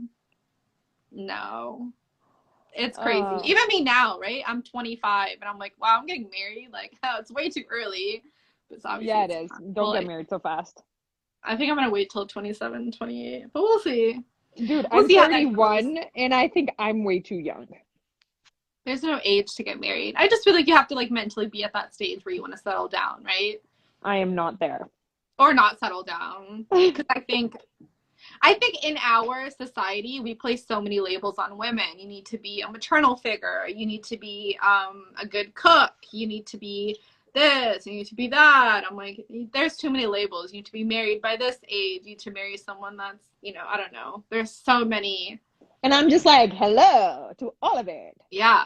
I think for now, like women definitely need to control your life. Do what you want to do. Is Don't that let a people virtual pressure you. background, by the way? Huh? Is that a virtual background behind you? No, this is my bookshelf. Oh, it looks different. I feel like I never sit over here, so I decided to sit over here. Yeah, that's why I was like, that's not her desk. Like, where is that? Yeah. I'm on the other side of my room. I feel like it makes me She, look smart because all it the does books. make you, although I can see a few things behind you that I'm very interested in. My hot Cheetos. Somebody commented that too, hot Cheetos. Yeah, I have so many snacks in my room because I spend so much time in my room because of everything. Um, Studying. yeah, studying and just working on all the legal stuff behind what's going on and just everything. It's a long, long road ahead of us. Dude. You know, back in the day, like wives couldn't even speak to their husbands properly. Like your grandma must have told you some stories. Yeah, I asked her because obviously now when I talk to even like my fiance, I'll be like, "Hey, Amr," I call him by his name, and I'll be like, "Bibi, what did you call Baba ji?" And she'll be like, "ਅਸੀਂ ਤਾਂ ਜੀ ਕਹਿੰਦੇ ਹੁੰਦੇ ਸੀ." ਹਾਂਜੀ, roti kha lo ji. I'm like, I would never. I'd be like, Amr, get your ass over here. Like, let's eat. Yeah. So, so grandma goes, I was like, and cause I guess like when they get married, like after like a little while, like the wife comes back home and like the first time she ever uttered a word to my grandfather was when he came to pick her up. And I guess like he got her onto the wrong train and she goes, ਮੈਂ ਮਾੜਾ ਜਿਹਾ ਉਹਦੇ ਚਾਦਰੇ ਨੂੰ ਖਿੱਚਿਆ ਤੇ ਕਿਹਾ ਵੀ ਮੈਨੂੰ ਲੱਗਦਾ ਅਸੀਂ ਗਲਤ ਪਾਸੇ ਨੂੰ ਮੁੜ ਰਹੇ ਹਾਂ. Like Yeah. they were going in the wrong directions. And I said, ਅੱਛਾ ਫੇਰ ਕੀ ਹੋਇਆ? ਫਿਰ ਕੁਛ ਨਹੀਂ, ਫਿਰ ਆਪਾਂ ਉੱਤਰ ਗਏ ਤੇ ਆਪਾਂ ਬੈਂਚ ਤੇ ਬੈਠੇ ਰਹੇ ਜਿੱਦਾਂ ਦੂਜੀ ਟ੍ਰੇਨ ਨਹੀਂ ਆਈ, and I said ਅੱਛਾ ਕਿੰਨਾ ਚਿਰ? She was 5 hours. 5 hours, they didn't say a thing to each other. Yeah. She was like, ਮੈਂ ਹਿੰਮਤ ਜੀ ਕਰਕੇ ਚਾਦਰਾ ਖਿੱਚਿਆ ਮਾੜਾ ਜਿਹਾ. I was like, I'm like, Like no okay. communication. And Whatsoever. it's crazy to me. Like they like obviously they had conversations with each other, but it'd be like the most minuscule conversations. And I'm like, you guys had Busted out six like kids. You guys had 6 kids and you guys barely spoke to each other. I And was it's like, what? yeah. But their bond like their bond Yeah. was unbreakable because they did survive 47 together. They survived 84 together. And that type of And two bond. pandemics. Yeah, yeah. Well, yeah, my Babaji's not here anymore, but yeah, like yeah, he was here for most of my life. Dude, yeah, actually, my grandma and papa had a good relationship too. Yeah. But it was funny, like I even hear, like I never saw them like properly having a deep conversation though. Yeah, same, me either. They would mostly just talk about us. Like Bibi and Bubba would basically get into each other about like how they would discipline us because they would babysit us every single day. And yeah, they would just argue about that. Bubba would be like, you can't touch the kids. Bibi would be like, they're being bad. And he'd be like, so what? Like, let them do what they want. Yeah, they had a great relationship. I remember that. I remember because like my grandma's big, like big on like eating healthy good food. My mom is too, and like my grandmother hated getting like sabjiyan and food from trolleys, right? And then Papa ji would take us to the shad to, and we would eat pakode and gulab jamuna and this and Yeah. that, and my grandma would be furious. Dude, memories from the print are just like it was a good time in India. Like it wasn't. Yeah. And I think it also was like, well, you stayed there a long time, but me, like when I go back, like I don't stay for that long. And I do stay here and think like I said earlier, I was born in Punjab. Like I can't even imagine what my life would be like or who I would be today if my parents didn't move me here. And it's wild. I would be a Wild. completely different person. Anybody that knows me knows that I say what I want, I speak my mind. I'm not shy. Like I don't shy away from situations and I approach things head on. And I definitely don't think that I would have been that person if I had stayed there. Yeah. Same. I mean, my life would be completely different too. I definitely wouldn't have gone into acting if I was still in India. Yeah. That's for sure. Uh, But here's the thing, like we act like our people back home don't face prejudices or don't face Yeah. racism. Like Yeah. everything that's going on right now is that it's a concorded, manipulated. I don't know what term to use, but it's like an actual very manipulated there's a word that I can't think of, effort to prevent Punjab from growing, to push Yeah. it down even more. What do you do to break down a people's will? I Yeah. mean, they've done everything they could. They took our home away from us once, and they're trying to do it again. Yeah. Turn us into nomads practically. Yeah. We're going to be displaced. And what do we know about displaced people? They go into job markets and other places and they get treated Even poorly and worse. they get paid less and all those things. And that's exactly what Punjab is like headed towards. And I think we how do I word this without sounding like an asshole? So many people move out of India, whether they're going to UK, Australia, US, and when they send money back, it's mostly to make their koti nice, to do this, to buy a car in India, all these things. But I think what we really need to focus on is efforts to um, ensure, like, what is that word? Longevity. Yeah, longevity for Punjab. Like we need to come up with ways to help our people, whether it's electricity, whether it's water, all of these things. Like I know so many people that are in Punjab that are so educated. They have engineering degrees, they're lawyers, all of these things. And imagine what we could do if the diaspora raised money and actually worked to build actual things. I know Khalsa Aid, I think Ravi Singh had said he was looking for organizations to build a hospital or something like that. If we did things like that instead of just focusing on these materialistic things, I think we could definitely help Punjab and move towards, being in a better place. But then again, at the same time, some of our own don't want that, right? Yeah, 47 was a perfect example. In a way, Punjab was consulted, but our leaders basically gave us the middle finger. And same. that's exactly what's happening on now. Let's look at That's this. what happened now. You guys Yeah. know the Badals signed off on the laws, right? Like, Yeah, and then exactly. you're turning a hero into you're turning their best friend into a hero. Like Yeah, how Sikh dumb. literally has been a part of their party for such a long time, but that just goes back to people not being able to connect the dots. And I called it from day one. I said, "Hey, Same, bro. Sissa is doing great work, but at the end of the day, watch who swoops in to take the credit." You know, and is anybody really going to be surprised? No, bro. Like, hello, Right. wake up, guys. Smell the coffee. Yeah, but people don't like they don't want to talk about that, and that kind of like when we were talking about ZTV and people were like, oh, yeah, we need to cancel this person, this and that. But if you're still giving money to ZTV, because people were like, oh, maybe she signed the contract before, maybe he signed the contract before. You're not about to sit here and tell me that people didn't know that ZTV was Yeah, against minorities. They didn't wake up one day and were like, hey, guys, we don't like you. This has been deep rooted. People know that this has been going on. And it's stupid for celebrities to come onto the protest sites, go to take pictures, do this and that. But at the end of the day, if you're still putting money into the pockets of the people that are pushing down on your own, you need to check your morals. And if you can't put all 100%. that together, that's a whole issue. Because donating money to the protests and these things is wonderful. You're definitely helping these people, but we also need to start pushing towards the long-term solutions because that's not what we're doing. We're just looking at what's going on right now. Okay, even if we get these laws repealed, Punjab is still struggling. So what are we doing to help that? Yeah, that's it. Okay, 2 points. One is Mm. we as people, and I think I've been faulty with this as well. If somebody is working with these studios, call them out. Yeah. All of them, guy and girl. Yeah. Two, we have to understand that when these laws are repealed, which they will be very soon, God willing, when our people go back, they're not going back to an ideal situation. They're going back to dry soil, dehydrated soil that is not growing crop.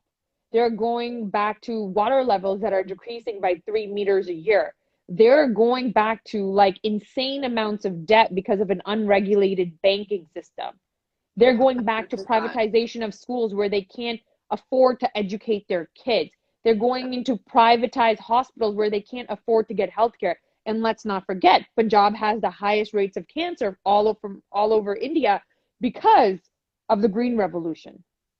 Yeah. And the Green Revolution came in when our people were displaced. They came here. They were Struggling. trying to, yeah, they were trying Famine. to, they, Drought. the Green Revolution, the Monsanto, and all these American Western companies came in and forced their shit on them and like, hey, use this to make money off of them. Yeah. And told Right. people the bare minimum, right? Even so, here's a perfect example. When somebody's explaining something that's on a piece of paper, they're going to tell you all the bold things, but they're not going to read the fine print. And that's essentially what happened in India. All these people were like, yeah, our crops are going to grow this and that, but they weren't really educated on the long-term downsides of doing these things. And like you said, cancer is a huge part of that. And even just the introduction of certain drugs into Punjab has all of these things are linked together. All of these things are things that have been planned out for who knows how How long. long? Exactly. Like who knows how long all of this stuff has been going on and people are just now waking up to it when we should have already been like I we should have don't already dude, been hold, awoke. just because we're waking up to it because we Yeah. talk to our grandparents and then we get like you and I and like our kind of crowd is very involved in our grandparents' lives. Most people are not like that.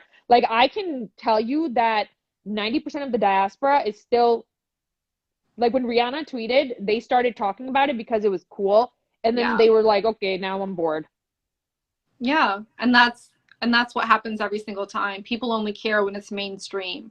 People only care when it's a trending hashtag, and it's so much more than a hashtag. This is literally the livelihood of our people.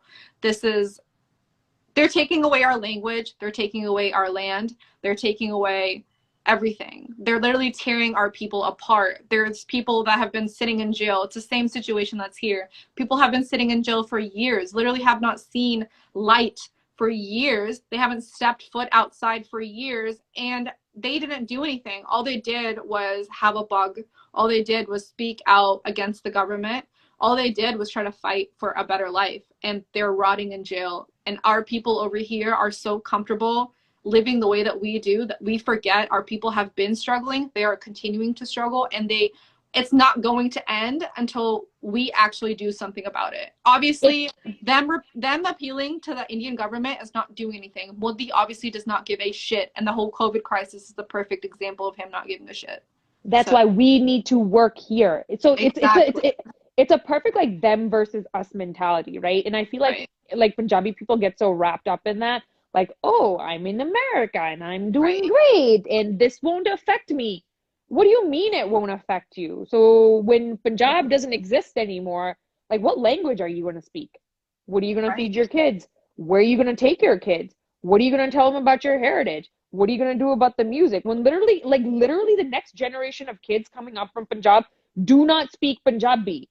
Do Right. not speak Punjabi. Like, what are you going to do when the language doesn't exist anymore? Like, what am I, like, okay, I can speak Punjabi because of my grandmother, but what about my kids?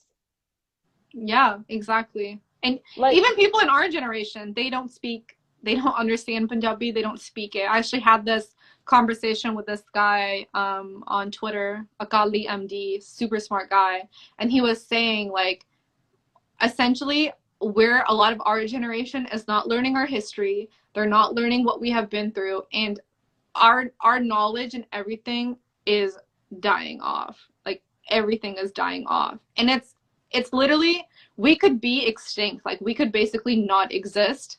But people are within, so wrapped up on the fact that they're now in a foreign country and it doesn't apply to them. But it within, does. if things continue the way they are continuing within the next 3 generations, we will be extinct. Yeah. And it's so sad because our It's language is scary. already dying off. Our language is already dying off. And it sucks to say, but it is. Because even people like foreign people here, kids my age that I know, they don't speak a lick of Punjabi. Like it's okay. Like I don't know how to read or write Punjabi, but I can speak it, right? And that's a huge thing, just that in itself. You should be able to speak it because if you as a parent don't speak it, you cannot teach your children. And for me, a huge thing is, yeah, I can speak English. And when I become a grandparent, my kids can speak to me in English. But why would I not want them to know our mother tongue? Because at the end of the day, I'm a Sikh. I go to the Gurdwara, all these things. If I don't understand Punjabi, I don't understand Guruji's teachings. The And fact, dude. you can't apply it to your life. You don't understand the stories of our people, none of that. You don't get any of that if you don't know the language. And So I cannot express that enough.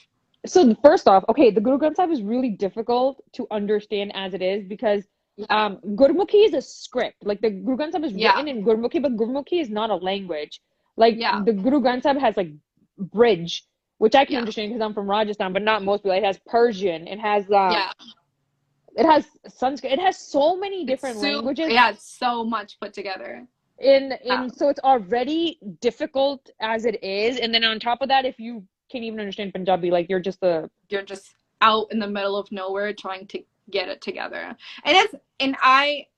I'm not shitting on anybody that reads it like in English, like translated, but Mhm. translations are not exact translations. That too. I was having this Yeah. conversation with my dad the other day because like when I went to India, he gave me like a the Panjabaniya Nitnem in Yeah. English and like I would read it, but like when they define or when they define things, it's completely different from the definitions we learned from the Right. Gurdwaras or when we were in Sikh history class and stuff, you know? Yeah. Hold on. It tweaks it. It tweaks everything. And, I don't know. It really blows my mind. And I think as people that are going to be parents one day, it's a huge disadvantage to not teach your kids Punjabi. And obviously, like every parent can raise their kids however they want. Just for me personally, it's so important to for my kid to speak Punjabi. And Amar, my fiance, barely speaks Punjabi. Like, he understands it, but he doesn't speak it. It's because he grew up in a household where they only spoke English. Whereas I'm the opposite. I grew up in a household where we only spoke Punjabi, and him and I have definitely like had that conversation. Like, hey, at home when we have kids one day, it's gonna be Punjabi. Like, I'm not even gonna play that. It's so important for me. Even just our history, like for kids, even like children's books that I've gotten Sanjog, a children's book, and it's actually by Simranjeet. Yeah. Yeah, and I got a book for him, and I'm like, it's really important that he has books where he's represented in the children's books. I think that's so important. Even small things like that. Is Sanjog gonna have a Judy? Yeah. Yeah, Sanjog is a little kaddu, man. Yeah. Okay, hold on. We have 38 questions. Let's see. Hey, Mon, I've seen your tweets since the year.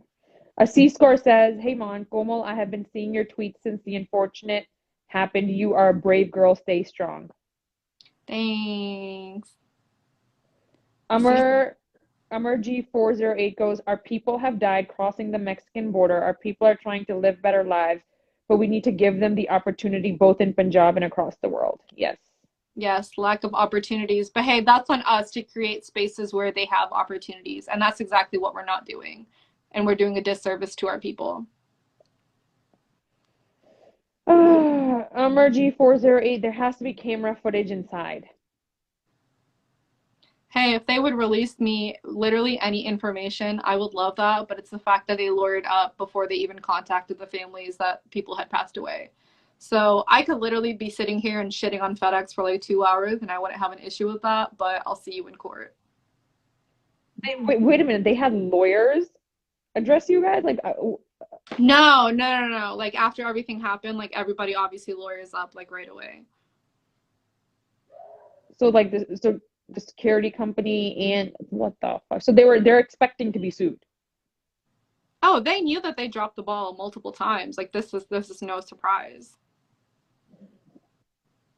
Yeah, there's, like I said, like, there's many different cases that are going to happen. It's not just one towards FedEx. There's many different ways. Like, even the whole red flag law thing.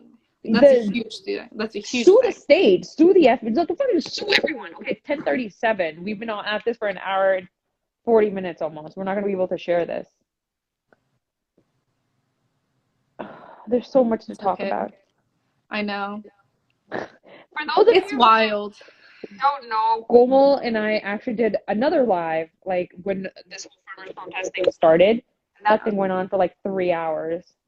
Yeah, I just feel like there's so many conversations that need to be had that like only happen behind closed doors. Like, I feel like a lot of like there needs to be transparency, and I think a lot of people want to get involved, and a lot of people, you know, are ready to do whatever, but I think people just lack direction. And I think that's what we need to do. Like, when I was talking to people here as well, like, we stand so divided on so many things. Like, I think within a 30-mile radius, there's 5 gurdwaras here. It's literally so unnecessary because the Sikh population is not that big. When I moved here, there was only 2. And then after that, like the past 10 or so years, like, they've been popping up everywhere. And they're popping up because of caste. They're popping up because of the level of Khalistani somebody is. They're popping up because somebody's like, hey, you did this, so I'm going to make my own gurdwara. Like, that's not how it works. Like, if your Sangat can fit in 2 different gurdwaras, you should have 2 gurdwaras. There's no reason for us to be arguing over this, and this. But because we've been so caught up in arguing over all of these things, what have we done for our people? Nothing. What have we done for our Sikh identity in America? Like, I have gone to so many different schools to run this program, this educational program, and I cannot.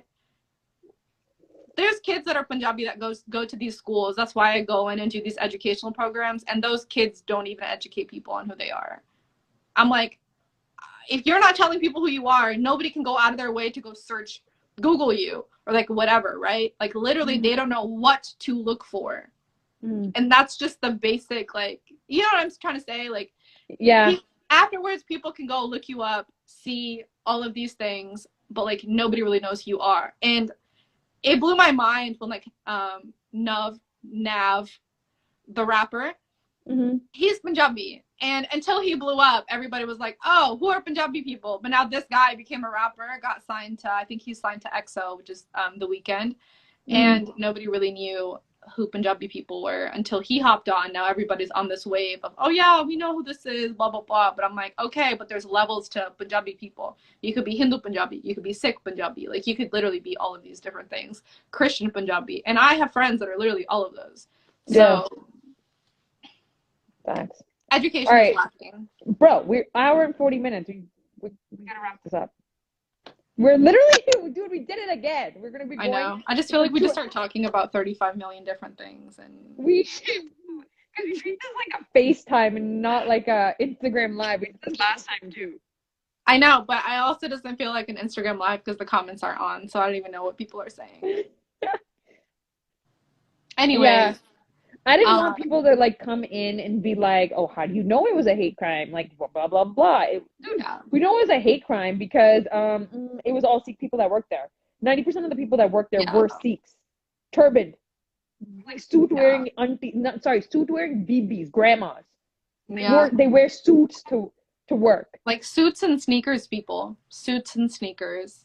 That's what they look like. Like that's what people don't get. Like these aren't like, oh, I'll throw, sweatpants and a t-shirt on, or I'll wear jeans. Like these BPs don't do that. These BPs Oh, like kirpans, suit, salwar, sneakers, and a kurti over it. And some of them wear yeah, this like proper dastars.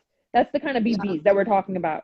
yeah. And And you literal know, even babbas. even if they didn't wear that, people knew they were Punjabi. Like in the lunch area, they spoke Punjabi. They passed out desi food. It was more than obvious that these people were Punjabi. And I mean, I don't know. I can't say it was a hate crime because the investigation is still going on, but just from I what can I'm say it. hearing It from was a hate people, crime. it's wild. I don't know. Well, it He just was looking for people with turbans yeah, in suits, and he had looked into, white supremacy. Forget what we found out about him looking into white, supremacist websites, this and that. The fact that on ground reports are saying that he was telling the white people to move to one side so he could target turban people. yeah. That's what firsthand accounts are saying.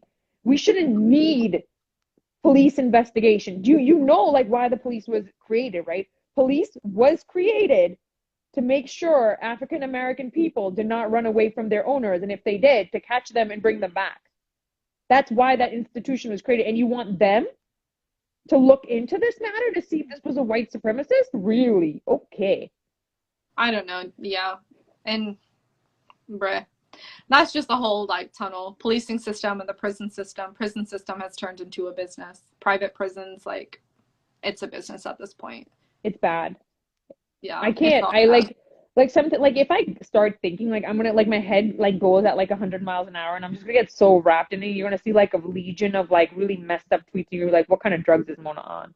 Is what's Yeah. gonna happen. I feel like I always get to the point where I just start ranting because I'm like, and since everything happened, I have a million things going through my mind. I have a million questions that obviously nobody's going to answer. And at the end of the day, we don't really get closure because he killed himself.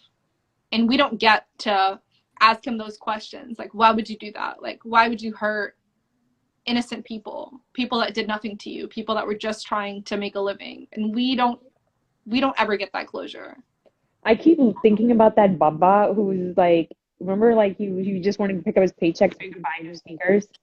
Yeah. Like that's just it's so heartbreaking. Or even with Amrjeet Auntie, she wanted to buy her grandkid a birthday present. It was her Yeah. granddaughter's birthday. That's why she went at night to pick up the check so she could like cash it the next morning and buy a birthday present. Dude, it's Yeah. so heartbreaking.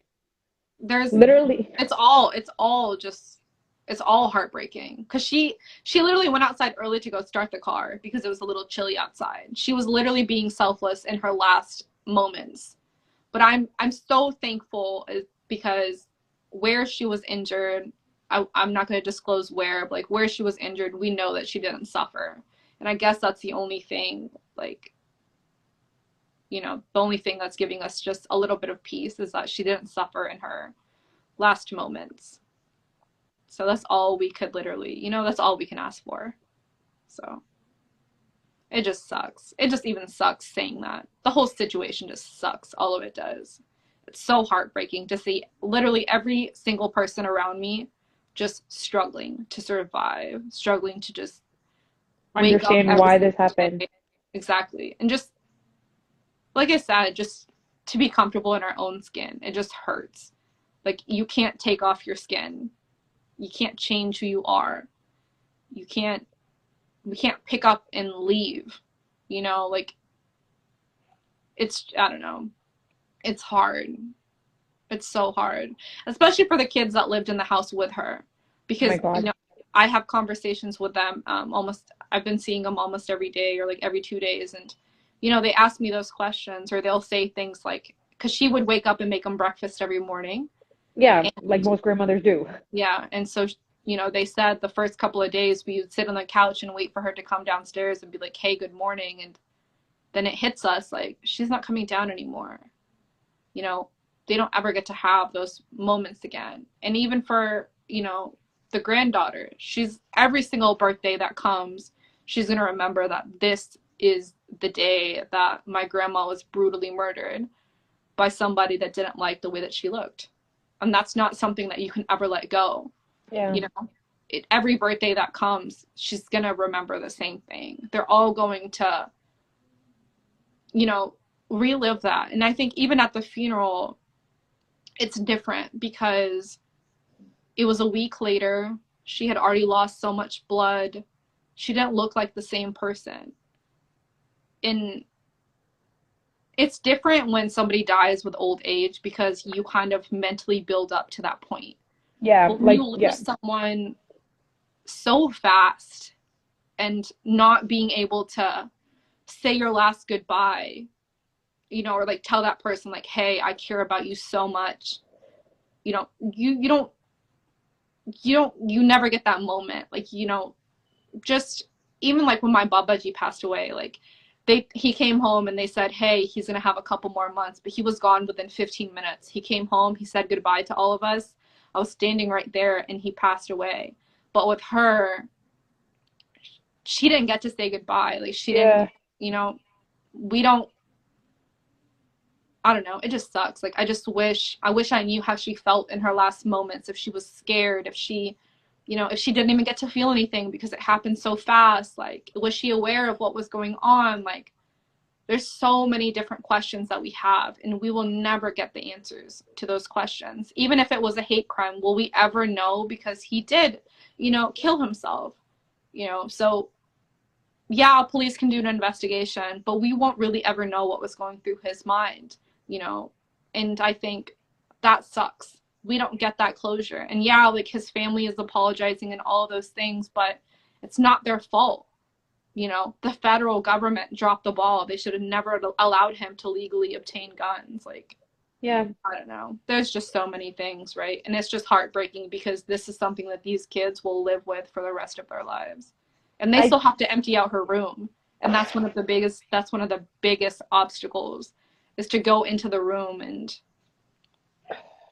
basically erase that person in a way, you know.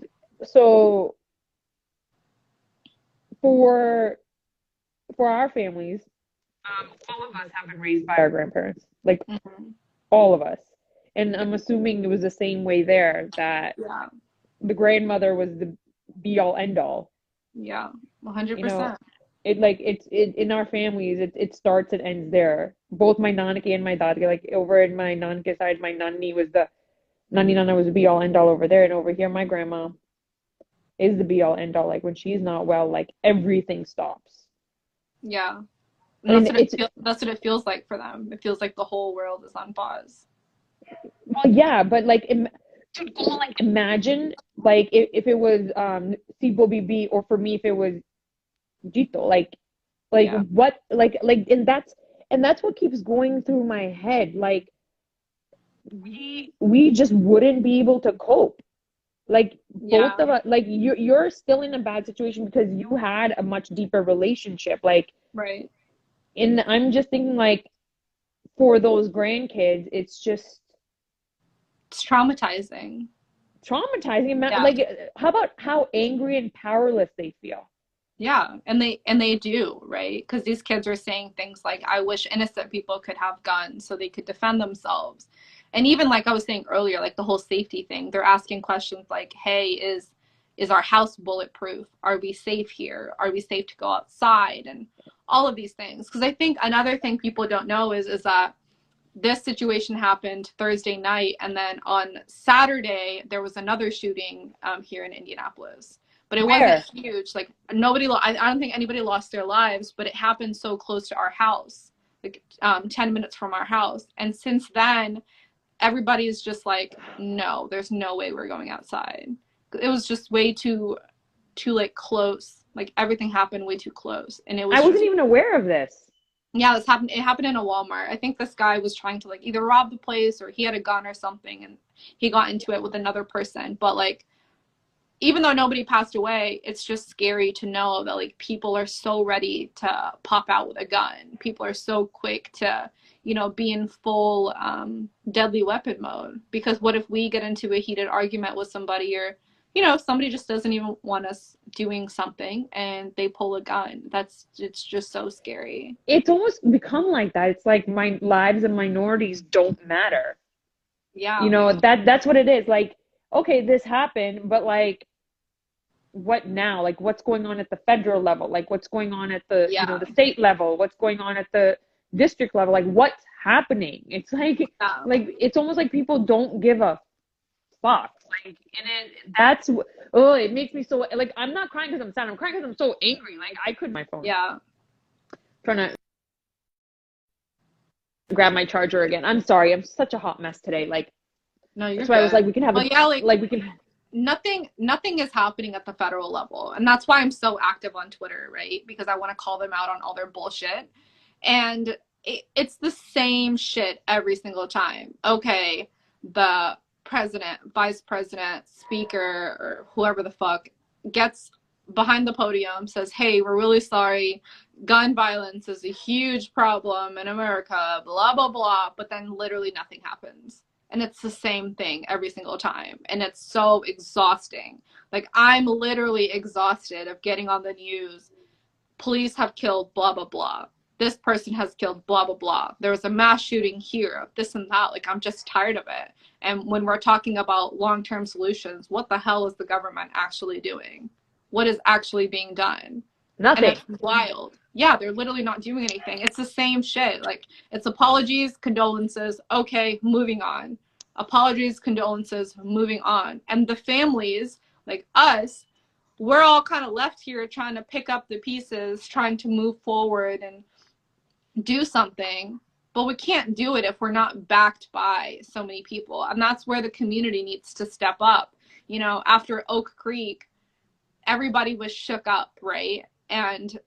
But what happened? Slowly, press stopped paying attention. The community stopped paying attention. And that's exactly what's going to happen here, right? Give it a week and a half. The press is going to move on to the next thing. And we're going to be left here trying to fight for long-term solutions. Sikh people make up such a large portion of the US. We hold literally so much money. If we can't put our resources together to fight for a better life for us, for our people, like, what are we even doing? Everybody's so caught up in all these material things, having the best car, having the best house, having all these things, but none of that shit matters if your people are dying and you're just out here trying to live life lavishly. Like, you're not doing anything. You may be living for yourself, but you're not helping anybody at all. And I think that's what a lot of people in general have turned into. I'm not a materialistic person. I would rather have somebody buy me a book than somebody buy me like jewelry or something. I don't care about any of that, because at the end of the day, that's not helping society. And that's what I feel like my purpose is. That's what everybody's purpose should be, to fight for equality, to do something. The bare minimum is just tweeting at somebody, saying something. But if you're literally not saying anything, you're a huge part of the problem. Like we say, like, silence is compliance, and that's all it comes down to. Literally, we're about to hit 2 hours. I hate you. Like, we do this every time. Bro, I'm telling you, let's wrap this up. We just get so caught up. I know. Anyways, what a great conversation about basically everything on this world. We didn't really expected that.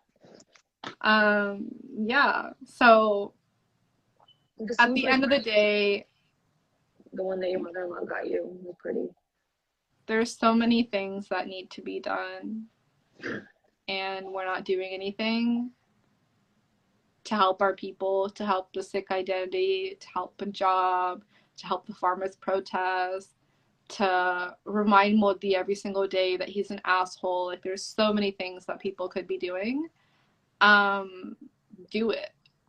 Don't Yeah. just talk about it. Go out and do it. Because asking isn't getting us anything. So we gotta go take the world by storm and actually make a change. Back, And bro. that's all I have to say.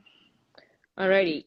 It's now 10:55 and It's been 2 hours.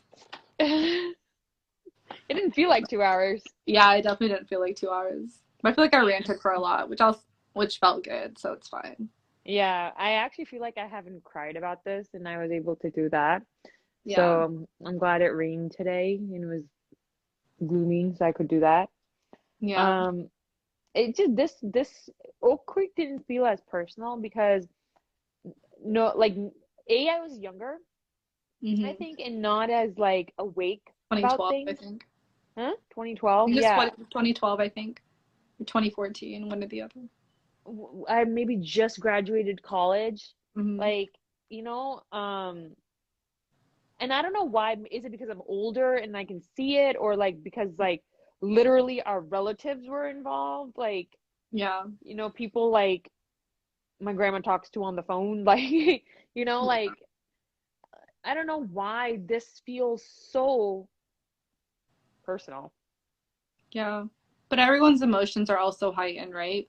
We've all been trying to deal with the farmers' protests and how our people are being treated. And this was just an additional emotional toll on top of everything else. And I think that's why it hit even me a lot harder because I was already emotionally struggling to cope with seeing all these horrific things being done and then this happening so close to home.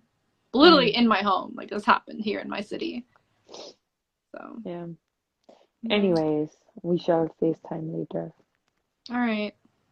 It was great talking to all of Monica's fans. I love when you guys call her Monica, ma'am. Please continue to do so.